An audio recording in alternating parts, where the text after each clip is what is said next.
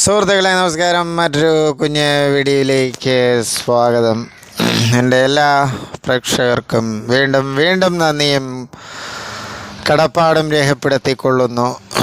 സുഹൃത്തുക്കളെ, 1988 ഞാനൊരു വിദ്യാർത്ഥിയായിരുന്നപ്പോൾ ന്യൂഡൽഹി എന്ന സിനിമ എൻ്റെ ഒരു സുഹൃത്തുമായി നാഗർകോവിലിൽ പോയി കാണുകയുണ്ടായി. 1988 അപ്പോൾ അന്ന് സിനിമാ മാസികകളൊക്കെ വായിച്ച് സിനിമ എന്ന കലയോടൊരു ആവേശവും ഇഷ്ടവും മനസ്സിലുണ്ടായിരുന്നു.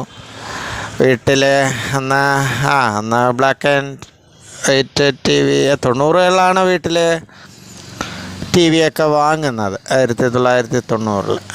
അപ്പോൾ ഈ 88 ചലച്ചിത്ര വല്ലപ്പോഴും കയ്യിൽ കിട്ടുന്ന ചിത്രഭൂമിയും ചലച്ചിത്രം തുടങ്ങിയ സിനിമാ വാരികളാണൊരു ഏക ആശ്രയം.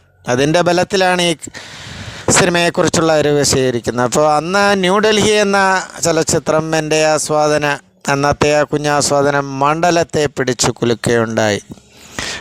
സംവിധാനവും ശ്രീ ജോഷിയുടെ സംവിധാനം, ശ്രീ ഡെന്നീസ് ജോസഫിൻ്റെ രചന, കെ ശങ്കുണ്ണിയുടെ എഡിറ്റിങ്, പിന്നെ ആ പശ്ചാത്തലം, ന്യൂഡൽഹിയുടെ പശ്ചാത്തലം പരമാവധി പ്രയോജനപ്പെടുത്തിയ ഒരു ചിത്രമാണ്. പിന്നെ ആ ചിത്രത്തിൻ്റെ ഒരു പേസ് മൊത്തത്തിൽ സിനിമ കഥ എഴുതണം, തിരക്കഥ എഴുതണം, അല്ലെങ്കിൽ സംവിധാനം ചെയ്യണം, ആ ഒരു മനസ്സിൻ്റെ അടിത്തട്ടിലുള്ള ചിന്തയ്ക്ക് വലിയൊരു ശക്തി പേർന്ന ചിത്രമാണ് 88 ന്യൂഡൽഹി എന്ന ആ ചിത്രം.